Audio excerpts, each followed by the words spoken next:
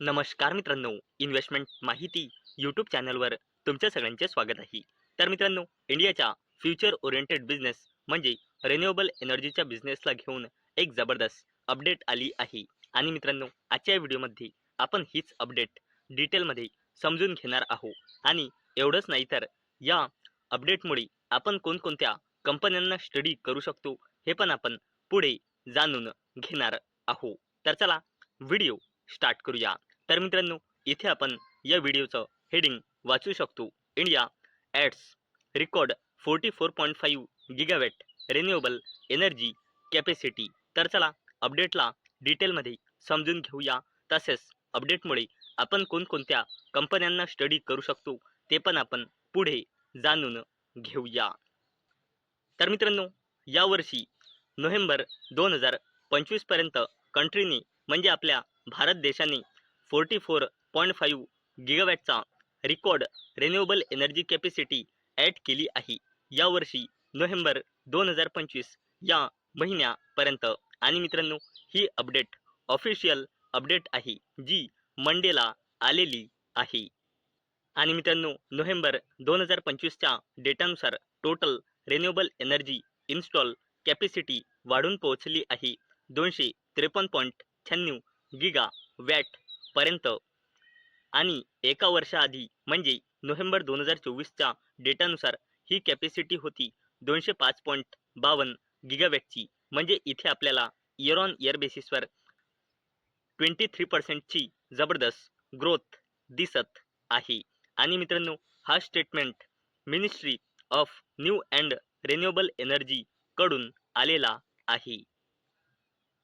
आणि मित्रांनो, during the 2025 या इयरमध्ये रिन्युएबल एनर्जी कॅपॅसिटी ॲड झाली आहे हायेस्ट. म्हणजे हा एक रेकॉर्ड अचीव केला आहे इंडियाने. आणि मित्रांनो, total renewable energy capacity add केली आहे ड्युरिंग द इयर म्हणजे यावर्षी नोव्हेंबर 2025 पर्यंत 44.51 गिगावॅट, जो इयर ऑन इयर बेसिसवर नियरली डबल आहे. एका वर्षाआधी म्हणजे नोव्हेंबर 2024च्या डेटानुसार ही कॅपॅसिटी होती 24.72 गिगा वॅट.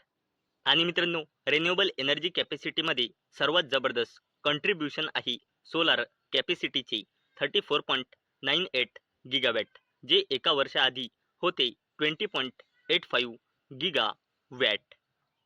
आणि मित्रांनो, नोव्हेंबर 2025च्या डेटानुसार overall solar energy install capacity वाढून पोहोचली आहे 132.85 गिगावॅट, जे एका वर्षाआधी म्हणजे नोव्हेंबर 2024च्या डेटानुसार होता 94.17 गिगावॅट. म्हणजे इथे आपल्याला इयर ऑन इयर बेसिसवर 41% ग्रोथ दिसत आहे. आणि मित्रांनो, वाइंड कॅपॅसिटी जर आपण बघितली तर ती यावर्षी नोव्हेंबर 25 पर्यंत आहे ॲड झाली आहे 5.82 गिगावॅट, जे एका वर्षाआधी होती 3.2 गिगा वॅट. आणि मित्रांनो, जर आपण बघितले तर wind energy install capacity March 2025 मध्ये 50 गिगावॅटला क्रॉस केले होते याच्या इन्स्टॉल कॅपॅसिटीने. आणि wind energy install capacity November 2025च्या डेटानुसार पोहोचली आहे टोटल 53.99 गिगावॅट, जी एका वर्षाआधी म्हणजे नोव्हेंबर 2024च्या डेटानुसार होती 47.96 गिगावॅट. म्हणजे इथे आपल्याला इयर ऑन इयर बेसिसवर 12% ग्रोथ दिसत आहे. आणि मित्रांनो, प्रल्हाद जोशी जे minister for new and renewable energy आहे यांनी ट्विटर, ज्याला आता एक्स म्हणतात, त्यांनी एक्सवर सांगितले की PM सूर्यघर मुफ्त बिजली योजनाच्या अंडर रूफटॉप इन्स्टॉलेशन झाले आहे 25 लाख हाऊसहोल्ड पेक्षाही जास्त. तर मित्रांनो, आजच्या व्हिडिओमध्ये आपण बघितले की रिन्युएबल एनर्जी बिझनेस जो एक फ्युचर ओरिएंटेड बिझनेस आहे तो जबरदस्तपणे वाढत आहे. आणि इयर ऑन इयर बेसिसवर बिझनेसने जवळपास डबलपेक्षाही जबरदस्त बिझनेस केला आहे.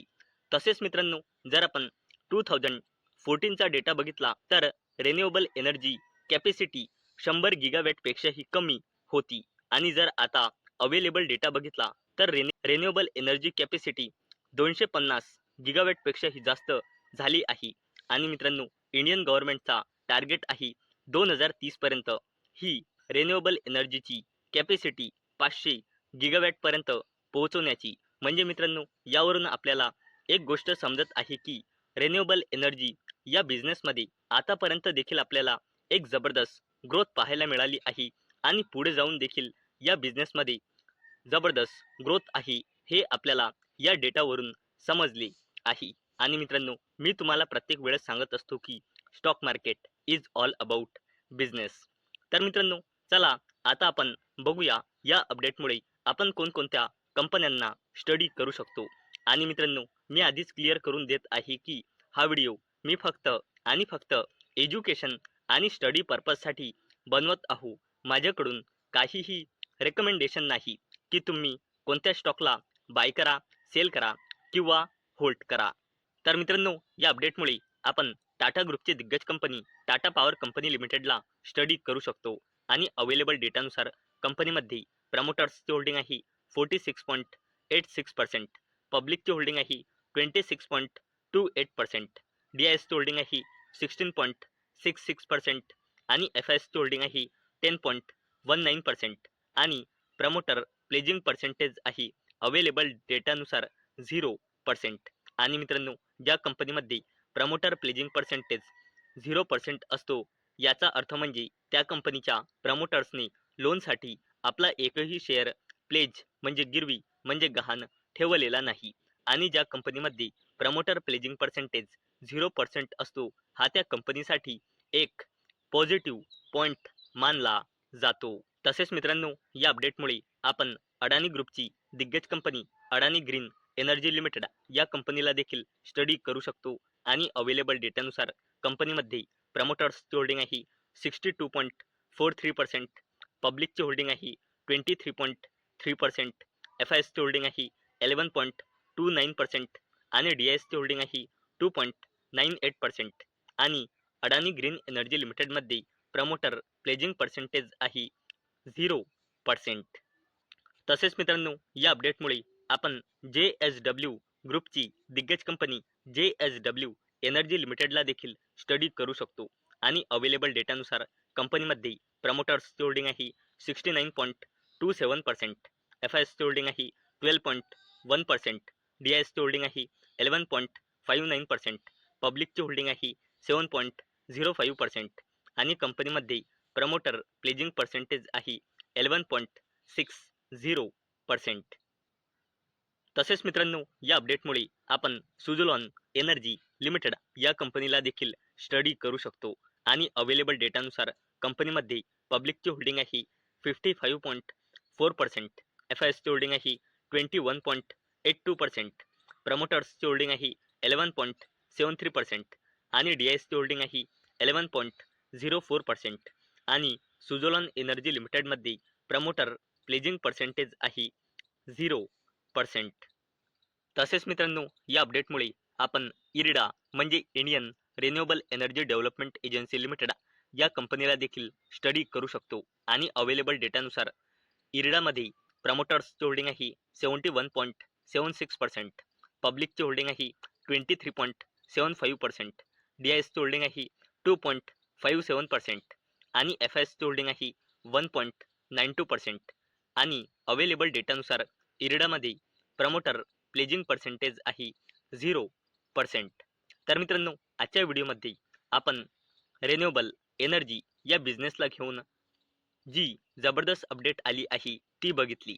तसेच या अपडेटमुळे आपण कोणत्या कंपन्यांना स्टडी करू शकतो हे पण आपण आजच्या व्हिडिओमध्ये बघितले आहे.